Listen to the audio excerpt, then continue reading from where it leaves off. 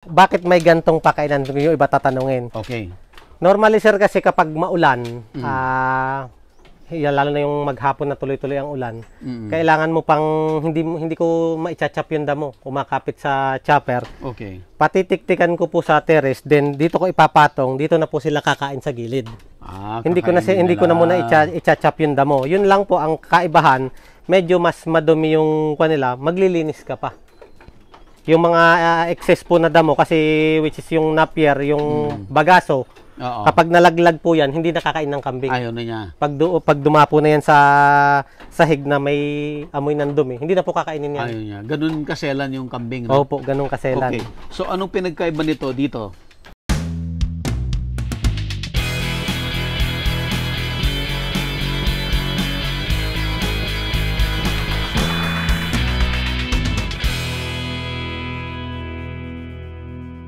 Available na po ang agribusiness merch sa Shopee. Ang link nasa description box.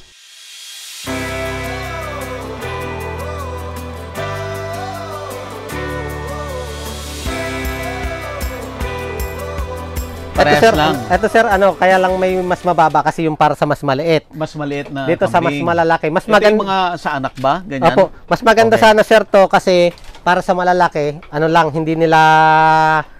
hindi masyado mababa, sakto lang sa taas nung kain nila. Okay. Yan sir yung pinagkaiban to. Then yung mga nakagilid sir, dito ko nilalagay yung na-chop na damo. Kaya lang ito kasi sir. Ito naman yung na-chop. Opo, nabutas na kasi itong Kaya, so ito yun? Opo. Parehas lang dito. Yan naman sir, ang kaibahan sa na-chop na damo, mas less ang nasasayang. Kukunti. Opo, itong makikita niyo sir na damo to hanggang mamaya to mauubos. Kakainin nila yan kasi sa ngayon, busog na sila. Then, pwede pa pong naglalagay din ako ng konting feeds pag pampasarap kain lang, sabi nga nila. Ito yung linalagay mo ng feeds. Opo. Papababawan ko lang, sir, ng konti. Pampasarap kain lang nila. So, ito ay mix na to ng damo at saka legumes? Opo, pinagmimix ko na, sir, mix para na. Mas maganda. Oo. Yun po yung nakita ko pag sinachop. Ito yung ini-explain kanina na meron kang kanin, which is yung mga napier, then ulam, which is yung mga legumes, plus nilalagay mo ng feeds. Opo. Commercial feeds. Pero konti lang, no? Ilang percent yung commercial feeds mo? Sa ngayon, sir, yung sa kanilang lahat niyan, 1 kilo lang bibigay ko sa kanila. Sa isang araw? Opo. Okay, so imimix yun dito, ilang percent na legumes, ilang percent na napier? Na sir, ang ginagawa ko ngayon, 50-50. 50-50. 50-50 plus 1 kilo. Opo, ganun lang. Pero ilan yung 50-50%? Ilang kilong napier yon? Ilang kilong legumes yon? Sa akin lang, tansya ko lang sir, sa isang buhat ko kasi inaabot ng 30 kilos, tas 30 kilos uli yung So, 60? 60. Isang kain lang nila kuminsan yun. Okay. 30 kilos na legumes, 30 kilos na napier, plus 1 kilo na commercial feeds. Pero hindi ko sir binibigay ng minsanan. The whole day yon? Opo, kung minsan kakain sila ng hintayin ko maubos, saka kaulit ako magbibigay. Kasi po parang di masayang. Pero mauubos niya for the whole day yan? Opo, nauubos na. Ayan. So, yun yung 60 kilos plus 1 kilo na commercial feeds, yun lahat ang kakainin ng ilang kambing? 1, 2, 3, 4, 5, 6. Bali, plus dalawang anak. Tatlong maliit po. Bali, 10 sila dito. Tatlong maliit, 6 na adult. Ang maiiwan lang kasi sir dito is yung bagaso. Yung mga matitigas na parte. Hindi nila talaga kakainin yan. Yung mga bagaso po na ganito, hindi nakakain nung kambing po kasi yan. Siya naman yung nililinis ko pag bibigyan ng panibago, lilinisin ko ng kainan, maglalagay po ng panibago. So, kasama pa rin natin si Poyo. Andito pa rin tayo sa San Jose City, dito sa Nueva Ecija. So, naikwento niya, yung setup niya na matagal na siyang nagkakambing pero walang technology, hindi niya alam kung tama yung ginagawa niya o mali. But most probably mali. Opo. Kasi sabi mo, hindi kumikita until naging part siya ng program na Let's Do Business. Ayan. Ito po ay programa ng Central Luzon State University at ng DOST Picard. Okay, sir, eto ngayon. Andito na tayo sa bagong bahay. Describe mo na. ito ay para sa dairy. Opo. Okay. So, naintindihan na natin na yung ginagawa ni Puyo ay pag-aalaga ng kambing para sa dairy gamit ang upgraded goats. Opo. Ibig sabihin nito ay lahi ito na nagmix yung native natin at saka nung mga goats na may lahi. Ito yung nanggaling sa CLSU, yung stocks niya. Opo, sir. Ang tanong dito, Puyo, itong setup mong panibago na to ngayon, kumikita? Ay, yan po sir, yung napakagandang tanong. Kasi po, nung unang nag-try kami nitong sa Let's Do Business na project, nung una po, hindi pa kilala talaga ng tao yung gatas. Okay. Yun yung sinasabi ni Sir Neil, na which is paano ko papakilala sa mga tao. Okay. Unang try ko po na naggatas is, ayaw po maniwala ng ibang customer, pina-pre-taste ko. Pre-taste para makilala nila yung Sino yung gatas. customer na sinasabi mo? Unang-unang ko pong ginawa, sir, is sa family. Sa pamilya mo? Pamilya. Kasi mula sa pamilya, lalawak yan sa mga kakilala. Okay. Then nung nalaman po nila na pwede palang inumin yung gatas, inintroduce naman sila sa mga kakilala nila for helping na matulungan din ako. Doon po nag-umpisa na nagkaroon ako ng mga buyers ng gatas. Yun sir, yung sinasabi mo kung kumikita. Ang nangyari po sa akin, total collection ko po ng gatas everyday is 5 liters. 5 liters. 5 liters na which is 150 per liter. Oh, di magkano yan? 750 750. a day. Opo, yun po yung tinignan kong pagkakaiba na yung misis ko is nagtatrabaho sa munisipyo which is JO Job order. 386 per day. Oo. Ang napakalaki pong pagkaibahan niyan, yung 386 niya is whole day. Okay. Ako po, maggagatas ako magmula Yung 750. alas 3 na madaling araw, umpisahan ko na kasama yung panganay kong anak. Okay. Matatapos ako ng 3:30, then nagatasan na pasteurize ko na siya hanggang alas 4. Okay. Magdi-deliver na lang po ako ng umaga. Bote-bote mo. Opo, naibote na yon. Okay. Maganda yung pagka-pasteurize. I-deliver ko na lang po. Yun na po yung 750. Magpapakain ka na ng kambing. Makakapagpahinga ka ng... Anong oras mo matapos yung delivery? Ano yun, sir?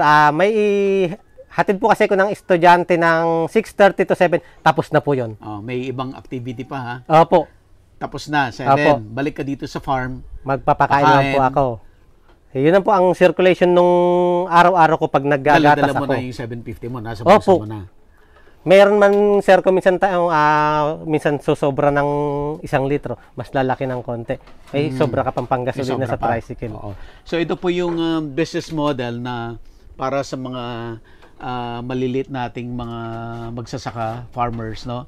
Na magkakaroon sila ng additional income through goats dairy farming. Opo. Ayan. So, napaka-iksi yung time. Okay na sa'yo yung 750? Ay, ano sir, yan po yung talagang pinag-iisipan ko palagi na i-improve tong mga inahin, magkaroon ng maraming anak. Mas marami. Mas marami, mas malaki kita. Mas malaki kita. Opo. Oo, kasi pwede mong i-replicate na yan. Opo. I-doble, i-triple, i-4 times, 5 times. Magmumula na sa kanila. Sa kanila. So, yung pinag-uusapan nating 750, ilang kambing yon? Ilang gatasing kambing? 5 kambing po. 5 lang yan. Opo, ito yung initial na binigay ng CLSU DOSTP card. Opo. Yung 5. Sila na yung 5 galing sa kanila. Yun yung kumikita sa'yo ng 750 every day. Every day. Wala pong pahingan kahit Sabado at Linggo. Gaano katagal yon? Ilang months mo yung kumikita ka ng 750? Unang buwan ko po, inabot yata ako ng 3 to 4 months. Yung unang buwan, unang cycle po. Unang cycle? Opo. Yung pangalawang cycle po kasi nagkaroon ng effect yung sobrang init ng panahon. Okay, i-klaro natin anong ibig sabihin ng cycle. Pag sinabi mong cycle, anong ibig sabihin nun? Yung unang cycle po kasi is, unang paggagatas ko, yung 3 to 4 months, nagatasan ko sila. Then mapapahinga po sila para magbuntis. Pag nagpahinga, tapos na isang cycle. Opo. Okay. Tapos isang cycle, tapos yung susunod na cycle naman susunod. Pag nakapanganak sila, then hanggang 3 to 4 months, 2 to 3 months yung anak, pwede mo nang awatin, then mag-start ka na ulit maggatas. Ng next cycle. Opo. So, ang isang cycle, referring to how many months? Ilang buwan yung isang cycle? Ang dapat po sana sir talagang target namin abutin sana ng 6 months talaga eh. Dapat yung isang Opo. cycle. Ang nangyayari po kasi sa kambing, pag medyo humina at nag-dry na, papupunta na po yun sa paglalandi. Maglalandi na po sila, which is kailangan mo na silang ipahinga pag naipabulog na para makondisyon uli yung katawan nila. For the next. Opo, para sa susunod. Okay. So, kung gusto mong daily na meron kang ginagatas, ilang set ng 5 na nanay? Ilang set yon para tuloy-tuloy na meron kang ginagatasan on a yearly basis? Kwan po sana, tatlo. Mas maganda kung tatlong set. So, kung may 15 ka na inahin, tuloy-tuloy yung income. Tagli-5 per cycle, all year round, meron ka ng gatas. Opo, tuloy-tuloy. May gatas kang pinagkukuhan ng income mo araw-araw. Kung gusto mong padagdagan yung 750 a day mo, dodoblehin mo, magiging 2 sets ka na ng tagli-5 inahin. So, magiging 30. No? Tama ba? 30 na inahin ang kailangan mo na ginagatasan mo all year round na para kumita ka ng 1,500. 1,600. Ano lang po sa... Kasi 750 ang isang 5 eh. Diba? 5. Yung 5 inahin, ulitin po natin yung 5 inahin ay kikita ka ng 750 pesos a day. Okay. Kung gusto mo na tuloy-tuloy na meron kang gatasin, ay dapat may 3 sets ka ng tagli-5 inahin. So, para all year round meron ka na. Kung gusto mong doblehin, hindi ka happy sa 750, gusto mong maging 1,600, dodoblehin mo rin yon. In effect, 30 na yon.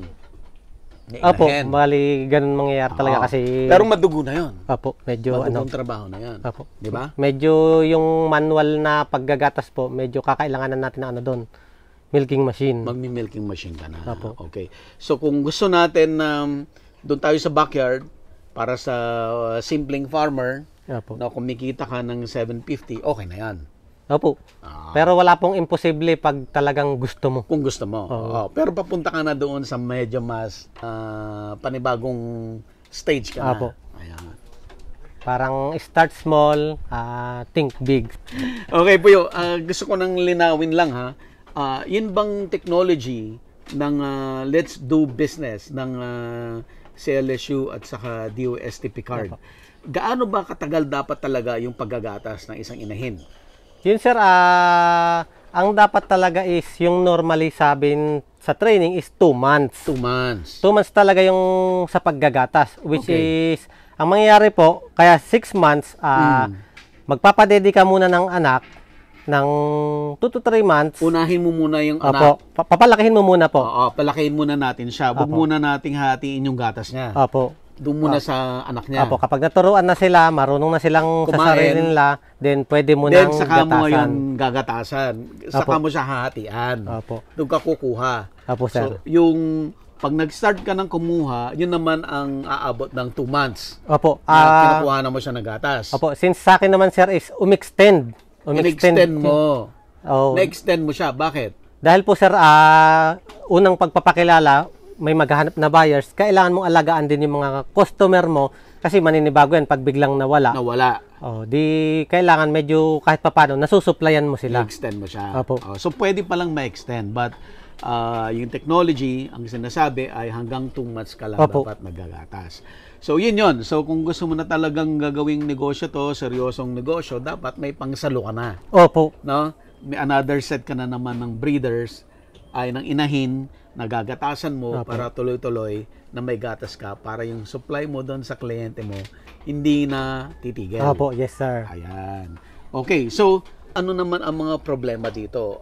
Kagaya nung nagkaroon tayo ng matindi na tag-init, naapektuhan din ba? Yun sir, malaki po yung naging epekto sa atin ng gaya po ng sa mga tao, nung sobrang init, may mga nagkakasakit, may nahi-heat stroke. Sa kambing po is, yung sobrang init pala ang epekto sa kanila, humihina din yung pagpo-produce ng gatas. Ng gatas. Na which is 2 months lang po silang nagatasan nun. Noon. Okay. Kaya malaki po yung epekto ng sobrang init. So at least may consider natin lahat yan pag mag-aalaga, titingnan mo rin yung condition. Opo, hindi po porke nag-alaga nung unang cycle maganda Maganda. yung kita. Oo. Meron din naman yung pumapasok na posible. bumagsak yung production mo because of the climate, yung Opo, condition. totoo po yun. Ayan. Pero syempre, ikaw na magsasaka, sige lang, hanggat kaya mong iayos, tuloy lang. Pero kahit pa paano po, yung 2 months na yun, kumita pa rin na, idagdag ko pa rin po sa pampagawa ng bahay na to. Okay. Ngayon, going back doon sa project, syempre, nung nag-start ka, okay, pwede palang kumita sa paggagatas ng kambing. Paano mo yan, paano mo inintroduce yan para magkaroon ka ng buyers? Yun po yung una. Nung una po, sabi ko, pinakilala ko sa pamilya ko, pinatesting kong ininom. Ininom nila.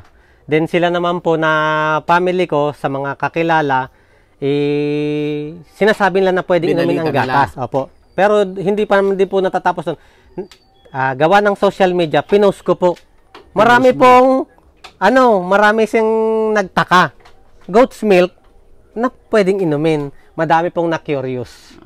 Doon po, sige, try ko bumili ganito. Then, pwede pala talaga. Ang una pong akala nila sa pag sinabing goat's milk, maanggo. Na hindi maanggo ang gatas ng kambing basta tama ang proseso ng pagkolekta, pag-harvest, then pag-pasteurize. Hindi po pwedeng magkamali kasi konting pagkakamali, maselan po ang gatas.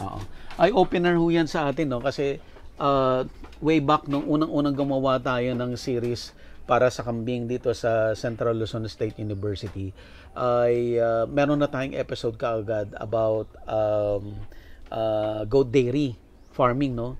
But 12 years after, nagulat ako na until now, may mga dito sa farming community, hindi pa rin alam ng mga magsasaka na pwedeng inumin yung gatas ng kambing. Opo.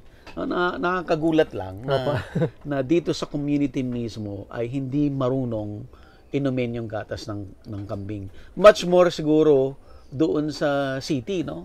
So, Opo. mas madami pa yung tao na hindi nakakaalam. Kasi nga kung dito sa community ay hindi nila alam, lalo na doon sa mga city. So, ganun kalaki yung potential ng negosyo na to na madaming market nang hindi pa natin natatap doon sa dairy goat farming. Opo. May plano ka ba? Kasi nakita mo na na pwede kang kumita. Yes, Anong sir. plano mo? Ang mangyayari po ngayon, bukod sa kambing ko na to, may sarili kong kambing, tinitignan ko na sa kanila kung sino pa yung pwede kong i-add na makuhanan ng gatas. Na which is, sarili ko naman yung kambing, pwede kong idagdag kung makakuha pa uli ako ng 5 liters pa sa kanila. Hindi may 1.5 a day ako. O di, mas malaking tulong naman po sa akin yun. Yun po yung sinasabi ko dati na unang cycle namin, hindi ako ng problema sa panggamit ng pag-aaral ng anak ko, pambili ko ng gamit, which is naipon ko. Inipon ko muna po kasi hanggang sa pumasok ang pasukan, pambili ng gamit. Yun po, nagamit ko yung kita nung sa gatas ng kambing. Konti lang naman po naging gastos sa kanila. Yung feeds natin, hindi naman ganun kadami ang ibinibigay. Mas more on damo. So, nakita natin yung testimony ni Puyo na pwedeng pagkakitaan ang gatas ng kambing kahit na maliit na setup kagaya nito, kagaya niya, no? Itong setup na to ay kumita ng 750 pesos per day for the whole cycle, no? Gamit ang upgraded na kambing.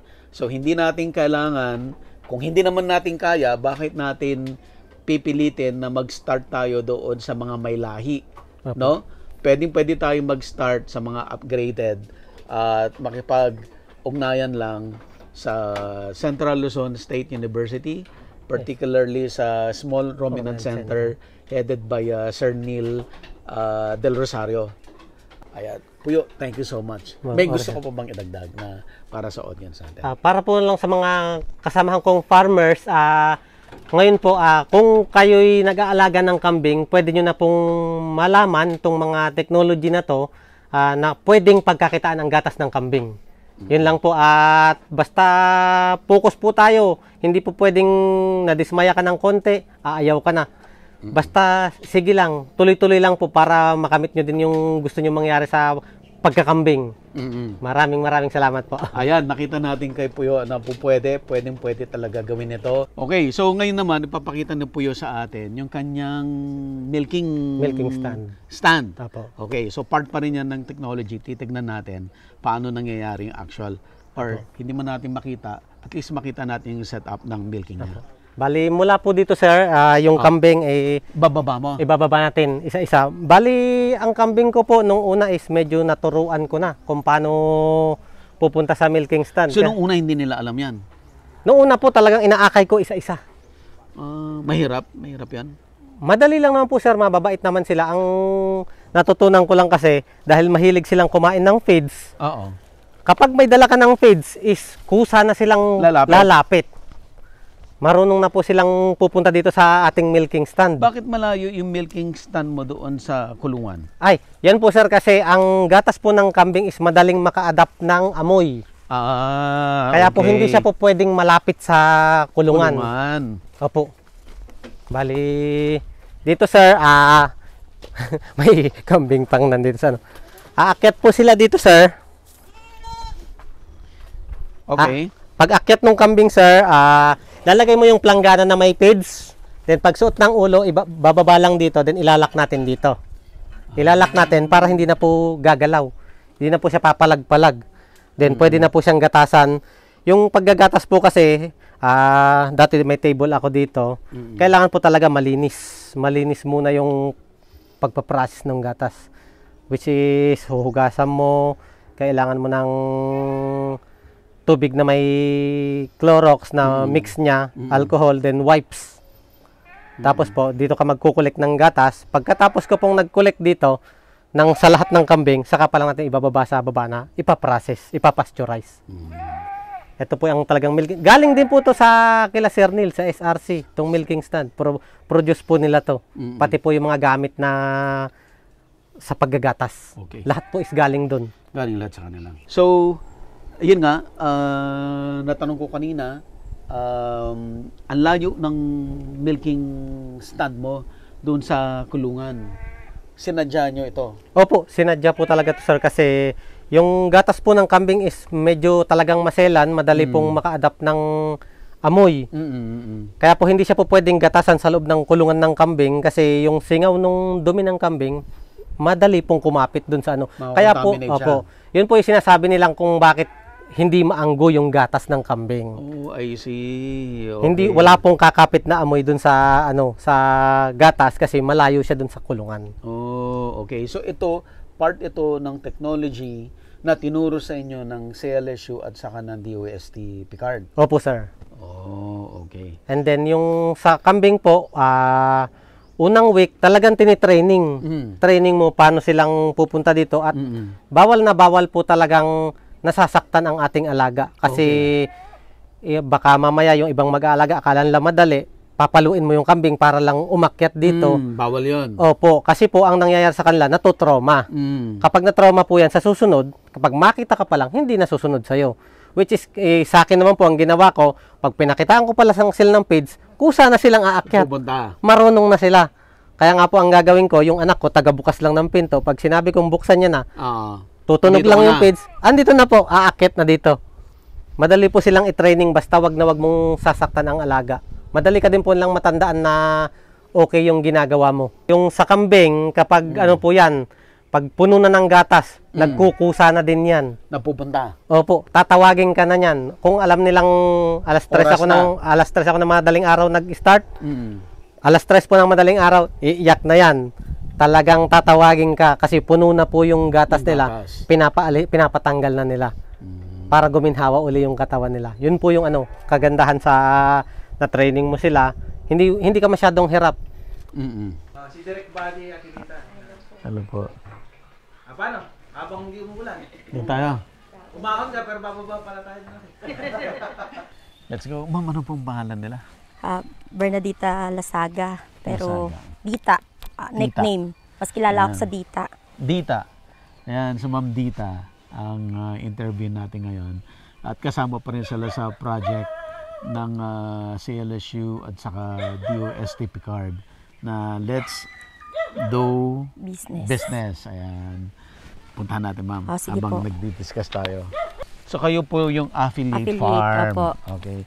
Dito kasi sa project na to, may parang may main na Opo, may pinaka-main kami. Siya yung center namin. farmer, Oo. tapos may mga affiliate siya. Opo. Ang purpose noon, parang i-consolidate yung mga gatas Opo. na harvest Opo. para hindi po sila mag-compete. Mm. Ayan. At saka yung main, siya po ang magpa-process. Di po Opo. ba? Opo. Kayo, i-harvest nyo lang. Harvest Then, lang bibigay po. nyo na sa kanila yung mga Opo. gatas. Yan. Pero ba, ang laki, ang ganda naman ng farm ninyo. Eh, dito po tayo. Dito Ay, po dito. yung pandaan. Okay.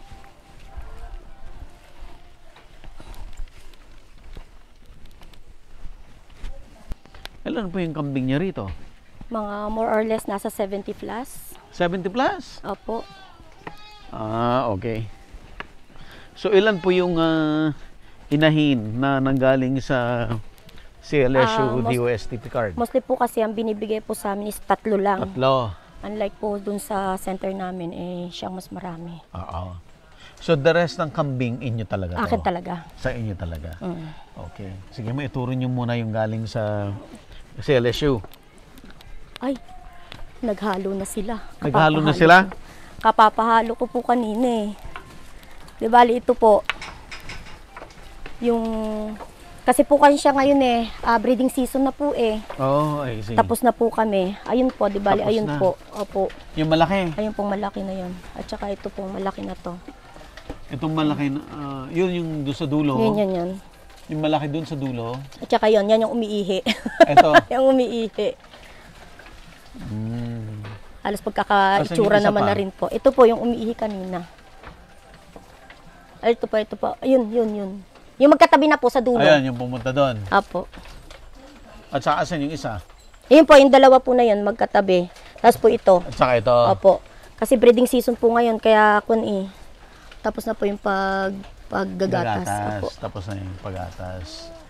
Okay. Yun po, ikot po tayo dun. Yun po yung iba. So more or less, matagal na ho kayong nagkakambing bago kayo naging part ng ating project. Opo. Pero, so marami na kayong alam bago opo. kayo ano. Pero kung po, nag-umpisa po kami, di bali si Sir Neil din po ang nagturo sa amin. Noon pa? Opo. Kumbaga, parang lumalabas na yung parang pumupunta po kami doon, nagko-consult po kami kay Sir Neil kung ano po ang dapat gawin.